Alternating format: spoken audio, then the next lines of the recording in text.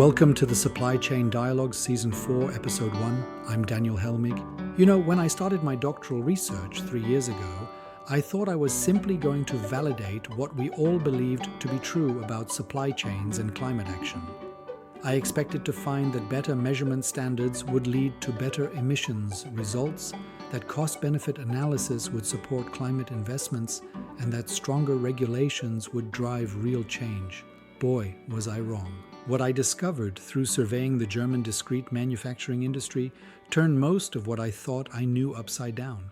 And that's exactly what this entire season is about. For the first time, we're going to take you through the complete journey of rigorous academic research, from hypothesis to hard truths, and show you why the conventional wisdom about supply chain climate action is not just incomplete, it's often completely backwards. Today, we're setting the stage. Why did I choose German manufacturing? Why does this research matter? And what makes these findings so shocking that they challenge decades of climate policy and business practice? Amy, my AI co-host, is back to help us decode the data and translate academic findings into actionable intelligence. As always, you can reach us at dialogues@helmigadvisory.com with your thoughts, or search the website helmigadvisory1word.com to find all transcripts on our website. Now let's dive into why German manufacturing companies hold the key to understanding global climate transformation. Daniel, before we get into the surprising findings, help our listeners understand the scope of what you studied.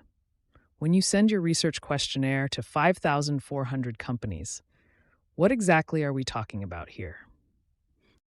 Let me paint the picture. We're talking about the heart of German industrial power.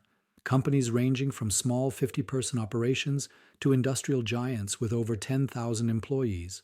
Automotive, electronics, mechanical engineering, aerospace, medical technology. The numbers are staggering when you think about it. Of the 248 companies we surveyed, 131 of them, that's more than half, generate over 1 billion euros in annual revenue. Another 102 companies make more than 50 million euros annually. These aren't startups figuring things out. These are the companies that make the stuff that makes the world work. Cars, computers, machinery, medical devices. If you've used it, worn it, or driven it in the last year, there's a good chance it came through one of these supply chains. And why focus specifically on German companies? What makes Germany the right lens for understanding global supply chain climate challenges? This is where most people get it wrong, Amy. Everyone assumes you need to study companies globally to get global insights. But that's like trying to understand gravity by dropping objects in a hurricane. You get chaos, not clarity. Germany gave us the perfect laboratory. Same regulatory environment, same cultural context, same institutional pressures. When you control for those variables, you can actually see what drives real change versus what creates corporate theater. And let's be brutally honest here. If German manufacturing companies can't figure out supply chain climate action, nobody can. These are some of the most technologically advanced, well-resourced, systematically thinking organizations on the planet. They invented the printing press. Time Life magazine called it the most important invention of the second millennium. The automobile, the diesel engine, X-rays, the MP3 format that revolutionized digital music. And now, they're pioneering Industry 4.0, the concept of smart, interconnected manufacturing that's reshaping global production. SAP, the world's largest business software company, is pushing into quantum computing. Germany just built Europe's largest quantum computer. These aren't just products, they're entire technological paradigms that Germany creates and exports globally. But here's the thing that really matters. Germany isn't just any manufacturing economy. They're Europe's largest economy. They've got some of the world's most advanced sustainability regulations linked to the EU. And their manufacturing tradition runs so deep that if you can understand what works and what doesn't work there, you've got insights that apply everywhere else. Let's talk about the scope of the climate challenge these companies face. You focused specifically on Scope 3 emissions. Can you explain why that's so critical? This gets to the heart of why this research matters. Most people, including most executives, think about emissions wrong. They focus on what they can see, the smoke coming out of their own factories, the electricity bill from their own operations. That's Scope 1 and Scope 2 emissions. But here's the actual reality. For most manufacturing companies, 70 to 90% of their actual climate impact comes from Scope 3. Everything that happens in their supply chain, upstream from suppliers and downstream to customers. Let me put this in perspective. You could make every German factory run on 100% renewable energy tomorrow. Scope 2 solved. You could eliminate every bit of direct emissions from manufacturing processes. Scope 1 done. And you'd still have only addressed 10 to 30% of the actual problem. The real action is in the supply chain. The steel they buy, the transportation they use, the components that come from Asia, the way customers use their products. That's where the climate gets won or lost. But surely the European Union has regulations addressing this, right? What's the regulatory landscape these companies are operating in? This is where it gets really interesting and really frustrating. The EU has this massive regulatory machine focused on climate action. As of 2024, companies have to navigate over 40 different sustainability-related regulations and directives. 40. But here's the kicker. Almost all of them focus on Scope 1 and Scope 2 emissions, the very emissions that represent the minority of the actual problem. It's like spending all your time organizing your sock drawer while your house burns down around you. The regulatory framework is what I call territorial thinking. It's based on the idea that if we just control what happens inside our borders, we'll solve climate change. But supply chains don't respect borders. When a German car company sources components from Asia, those emissions don't magically disappear just because they cross a border. So you've got this bizarre situation where companies are spending fortunes complying with regulations that largely miss the point, while the real climate impact, Scope 3, operates in a regulatory gray zone. This sounds like a massive disconnect between policy and reality. What drove you to investigate whether companies could actually achieve net zero Scope 3 emissions by 2040? That's exactly the right word, disconnect. I kept seeing this gap between the corporate announcements, every company has a net zero target these days, and what was actually happening in supply chains. But 2040 isn't some arbitrary date I picked. The Paris Agreement target of 1.5 degrees, we're basically there. The climate science triggering this research reveals alarming trends. Global warming reached 1.26 degrees Celsius in 2022, increasing at an unprecedented rate of over 0.2 degrees per decade.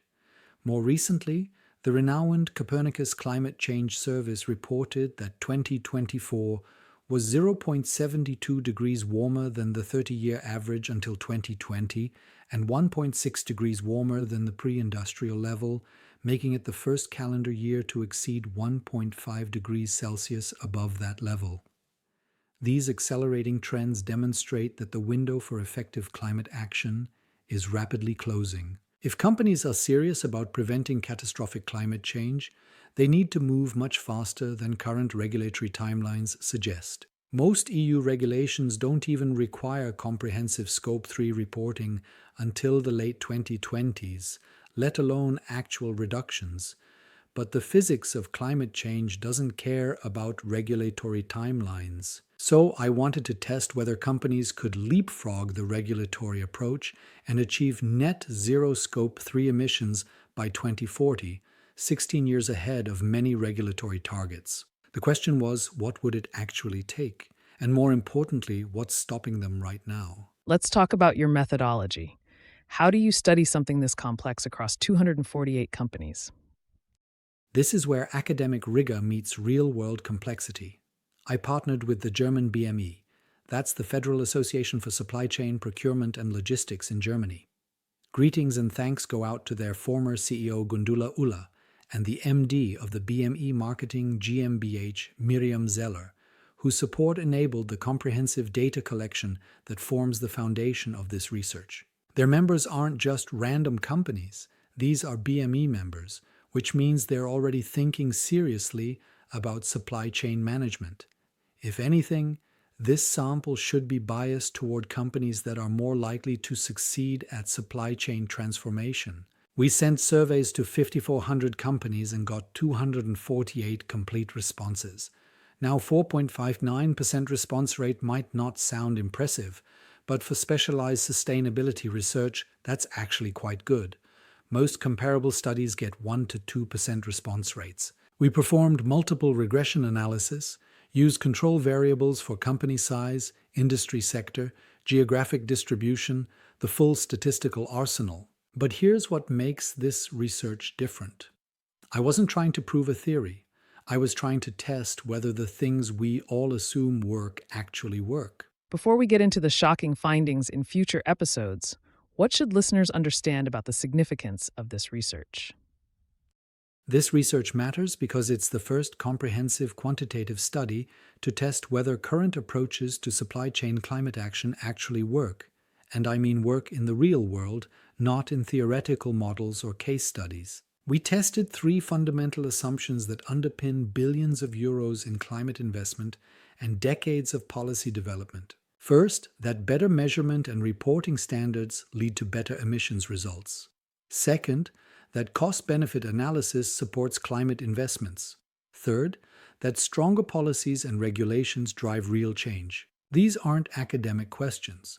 These assumptions drive how companies allocate resources, how governments design policies, and how investors make decisions. And what we found? Well, let's just say that we've been doing climate action backwards for the past decade. That's quite a claim. What makes you confident these findings will translate beyond Germany? Because the fundamental dynamics we discovered aren't uniquely German, Amy. The regulatory complexity, the economic evaluation frameworks, the organizational challenges, these are global phenomena. If anything, German companies should be the best case scenario. They have more resources, better technology, stronger regulatory support, and longer-term thinking than companies in most other countries. So when we find that even German companies struggle with current approaches, it suggests the problems are systematic, not circumstantial. Plus, I've been an executive working on supply chain transformation for 2 decades across every industrialized continent. The patterns we found in the German data match what I see in corporate boardrooms and shop floors from Italy to Asia to the Americas. The difference is now we have statistical proof of what practitioners have suspected but couldn't document. What should listeners expect as we go through the rest of this season? We're going to take you on the complete research journey. Episodes 2 through 4 will walk through each hypothesis, the standards paradox, the economic assessment trap, and the policy irrelevance crisis. These aren't just academic findings, they're game-changing insights that explain why so much climate investment produces so little climate impact. Then we'll explore 2 paradoxes that completely upended my expectations.